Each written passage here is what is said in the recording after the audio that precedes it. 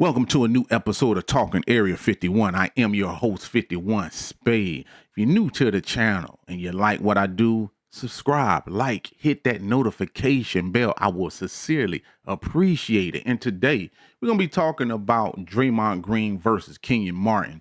One of the very first things I want to talk about when we're talking about criticism, because to me, this is actually where this thing starts. And then I think with some of the new athletes that having podcasts and talking about sports and talking about their eras, we always have the what if factor of what if this person was in this era, what if this person was on this team, if Michael Jordan was on the Lakers squad, or Kobe was on this squad, what if Penny would replace Kobe. We always have these barbershop talking points, but now we have the athletes that are older athletes talking about younger athletes. So we're going to get into what Kenyon Martin was saying about Draymond. So we're going to kick this off like this. Because I listened to the clip, you didn't say Draymond was a fake tough guy. You just said he's one of those guys. Yeah, Not being one of those guys doesn't necessarily mean that you are. Yeah, I was asked a specific question, and I didn't mention Draymond. It wasn't for one reason or another. I don't put him in the category with the guys that I named. That's all. And I've watched Draymond's career from the time he came in to now. And I think a lot of the things and the people who he has done things to has been calculated. I don't think it's not spur of the moment things. It ain't reactionary things. It's people, and I said it's just people who he hasn't hit someone or did something to someone and someone's instant reaction is the next step, right?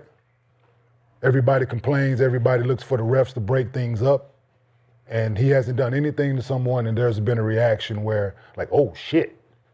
It hasn't been that reaction yet. So I respect Draymond's career, what he's done, what he has done for the Warriors, 4-time champion, all those things. Not to take anything off his career, but I just don't put him in the category with Rick Mahorn, Charles Oakley, those guys. Like, I don't put him in that category. Like a Zebo say I'm Otis Thorpe, a bully to bully. Or Buck Williams. I don't put him in that category. With Zebo, I don't put him in that category. And one of the things I want to discuss about that is also when you're talking about people who played in different eras, the game has changed so much from back when Kenyon Martin was playing, Ron Artest was playing, where they had enforcers. And kind of what he's talking about is the enforcers, where basically, if you really watch basketball back in the day, Xavier McDaniels, like they were enforcers. Charles Oakley, they were enforcers. But they were power forwards that were required to do certain things. Like even, I want to say Charles Oakley was saying like he protected Michael Jordan. And saying so the enforcers, that's what they was doing. And he was saying like, not that he's calling Draymond Green soft or anything like that, but he's basically saying like he isn't one of those guys that I look at. Now I did want to disagree with him with one particular thing he said. He was like, it's calculated. In this NBA era, I can't say that the things that Draymond do is calculated. There's certain people that, shit talking is shit talking. Like in sports, they have people who just shit talk, and you have people who's always running their mouth the whole nine. But when my main thing is when the teams are structured different, they require different things. A lot of people in his era, they're not gonna say because they have to keep it politically correct, where it gets to the point where they're almost saying like they're in a soft era.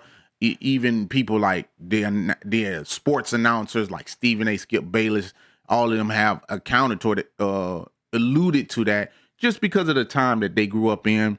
But when your mind is set on a certain style of basketball play, that's just going to be your mindset. Like you're not going to come off of that. So to him, he's used to that era, grown man era. We got physical. You come through the lane, we knock you down. They hand check. They did a bunch of things in his era that they're not even allowed to do. So when you're doing a grading scale on that, I'm not necessarily sure if you can give a grade scale on what he would do or wouldn't do in that era or not, because he's not in that era. He's not on your team, where your team, you were the primary scorer. Jason Kidd was the primary scorer, and y'all were required to do certain other things. But there was other ways that y'all had to go about it to get proactive.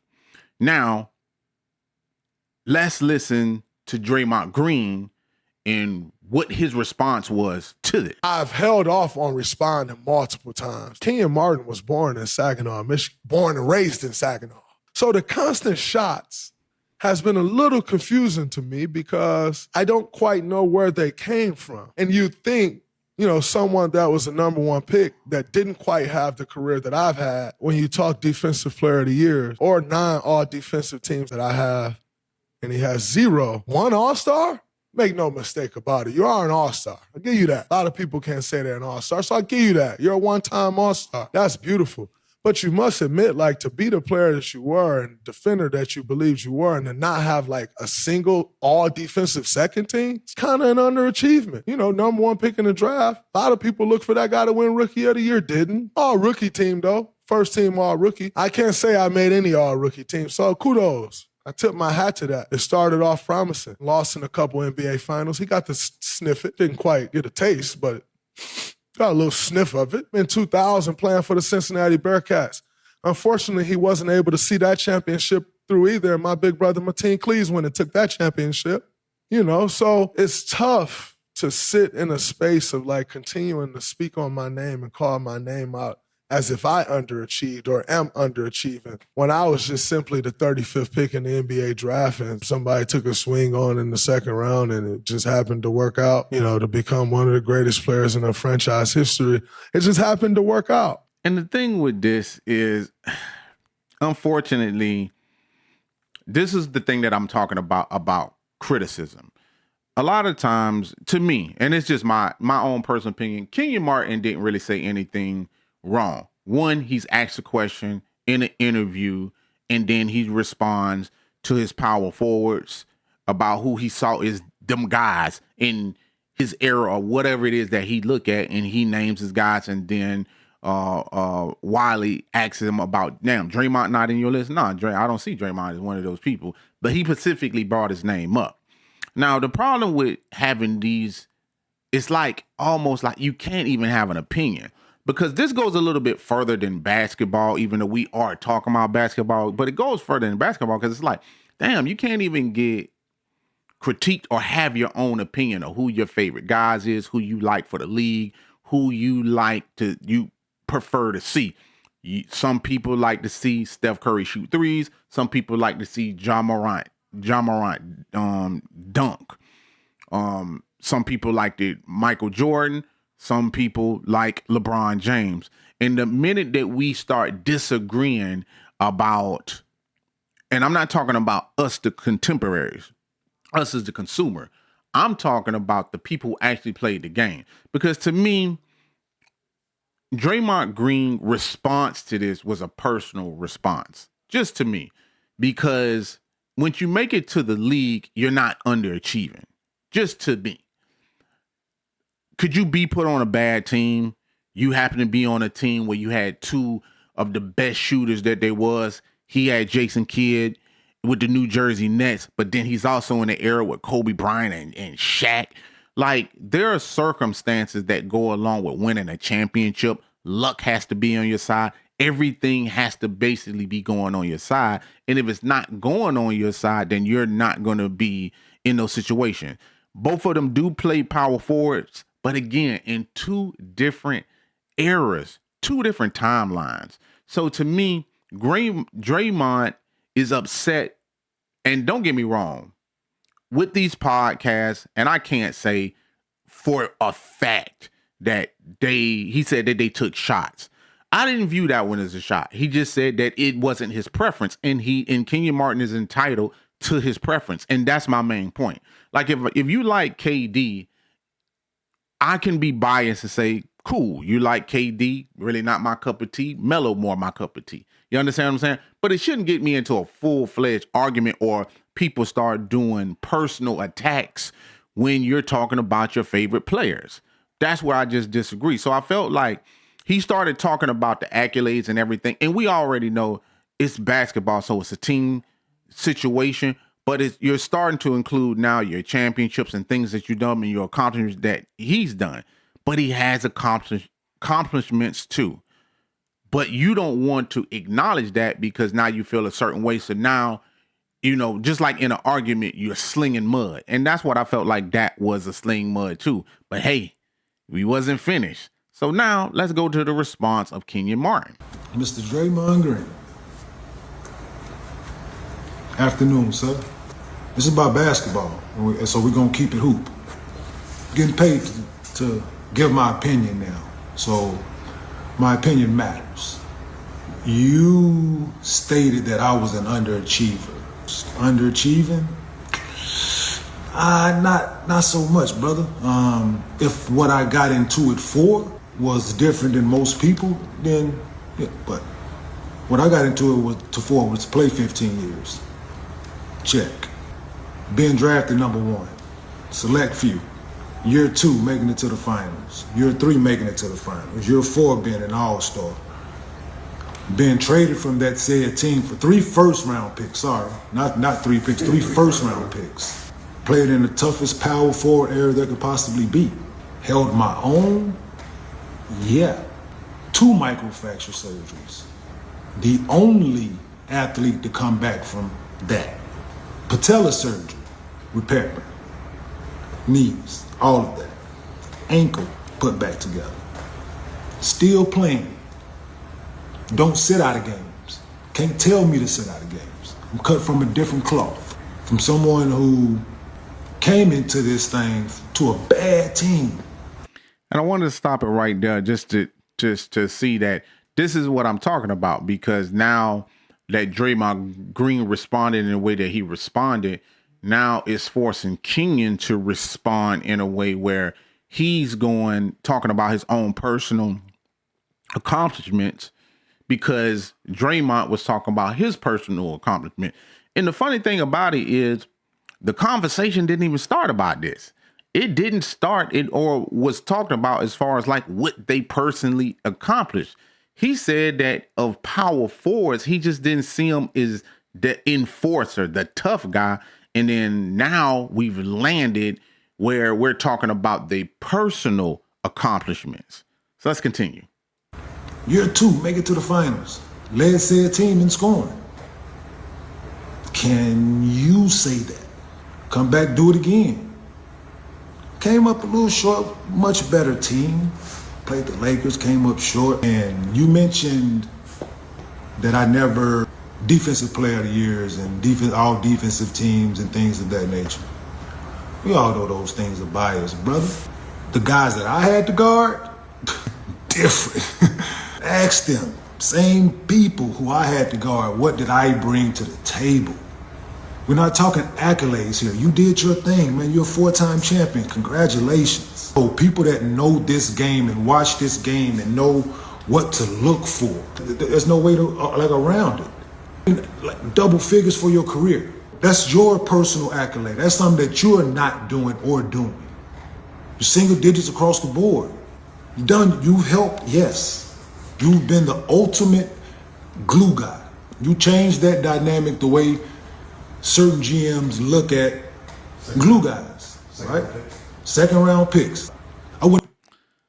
And see what I'm saying? Like, that's where you're going to land when you're talking about now personal shots that's being thrown, things of that nature. And that's why I said, like, we've taken it away from the original statement and the original thing that they was arguing about. And now we're talking about that. Now, whether you like Kenyon Martin or whether you like Draymond Green, to me, they in two total different eras. I don't like to do hypotheticals on what would happen if because some people are going to say, well, you take Draymond off of it.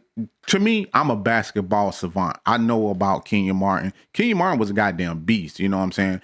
But there's a lot of times with people who live in the moment of now. So, right, I'm a Kobe Bryant fan. And then before then, I won't even say I'm an MJ person, but I just resonated more with Kobe Bryant. I'm not mad at someone because they would prefer Michael Jordan, or like now, if I say Kobe, then someone gonna say LeBron. And then you're comparing them. Two total different things. What Kobe was asked to do and what LeBron is asked to do is two totally different damn things. They play two totally different positions, and then they in two different eras as far as like Kobe on his way out and then LeBron on his way in. LeBron being damn near a hybrid and Kobe Bryant being a closer. And this is the same thing that you're talking about on this situation, because Kenyon Martin is bringing up his single digits and things, but he's not asked to score because he has two of the best shooters on the squad. Of course, your numbers are going to be depleted or deplummet. And I don't even want to say they went down. It's just that he's not asked to do that because that's just not his skill set. Your skill set was another thing when you was playing in your time. So it's always going to be those things. Now, there are going to be people that's saying like, well, I really don't feel like, well, if you know basketball, there's not really going to be a people that really disagree with what I'm saying. But as far as like the accolades of just things that's going down, you could do that and kind of go like back and forth, but I don't really think that they warrant it. If he likes the enforcer and like the enforcer era, I get it. He's entitled to his opinion. We have to learn to take constructive criticism way better than what we doing it, because now, because of the internet and stuff like that, it's like everybody has a quorum, everybody wants to respond, everybody has this inks about them that they just don't like. And I feel like they got all kind of off track, and then they just started throwing personal shots. So this thing got really, really ugly, really, really fast. And I knew Kenyon was going to respond because that's just the type of person that he is. And he actually was responded today because they was going to talk about it on their show. I mean, you're welcome to flip on over to the show and take a look at that right there. But I just want to kind of get y'all opinion on with today's athletes. Like, are they too sensitive? Can you not have your opinion no more? Are people just being overly sensitive? Because it's like you even mention their name and it's not in a positive light just because you're not their cup of tea. The other person gets offended, and this is where you actually land. I don't know, man. Y'all let me know. Y'all tap in. But yeah, I'm going to go ahead and sign us off. I'm going to go ahead and give the credit. I'm going to put the link in the description of giving the credit to credit is due, of just where you can watch some of these clips that I was actually showing. And I'm going to go ahead and sign out of this thing for Talking Area 51. I am your host, 51 Spade. Hey, you're new to the channel, man. Like, subscribe, hit that notification bell. Until next time, peace.